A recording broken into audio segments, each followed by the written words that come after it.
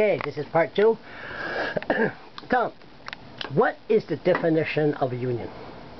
The union is a collection of workers who get together to speak with one voice rather than having the employer divide and conquer them and speak to them individually and impose their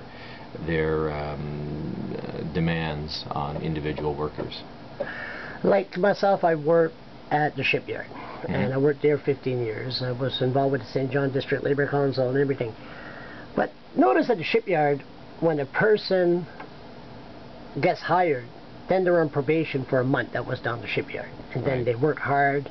Then after they belonged to the union, they were the most laziest workers you ever met. Is it good to have unions, and sometime after a while maybe they don't fight as hard because they have protection? Well, I don't think that example might be commonplace, but like everything else in life, a few bad apples spoil the bushel. And I don't think there's any complacency within the workplaces. When you think of government offices, the people that come to work in New Brunswick, and we represent, for example, the workers at Moosehead, we represent the workers at Sims, Brush, we represent the police force in Woodstock, we represent the outside workers at the town of St. George. A lot. We do, and these are hard-working New Brunswickers, and they contribute to the economy. They contribute by paying taxes. They contribute by buying. Once they get, when you think of where the main criticism comes about unions, I always think, and I always said, if people weren't criticizing what I did, then I wasn't really doing my job. Exactly. Because just like a blogger. Yeah, well, no, because you're pushing people to places they don't want to go to, and in the interest of advancing the collective strength of the workforce. So here in this province, we have a couple of very large employers. The province of New Brunswick, the Irvings. The Irvings have a stranglehold on the media in this province. No. And, really? I'm afraid, newsflash. And you see what happens is that opinions can get shaped of the public, and by those who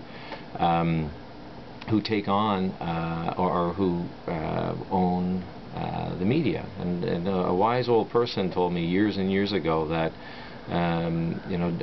don't get into a match with someone who buys ink by the gallon. My grandfather had been through a few things himself and figured that out. And in the province, unions have to be seen as part of the solution, not the problem. We've got this bad name.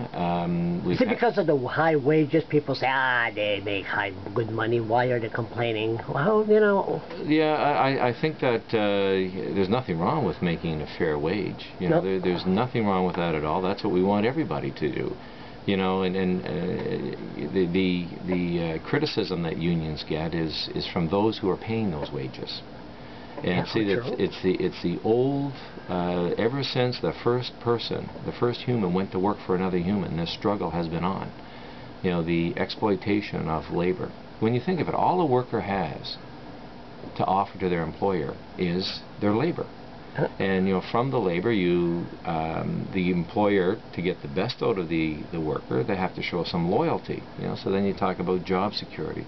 So a union it allows for workers to have one voice and avoid the dividing and conquering that has been the oldest trick in management's book. And I always said union is protection. You don't have to kiss ass to keep your job. And I know I'm a strong believer in union and seniority, but in a way, that's where debated. Okay, this is part 2.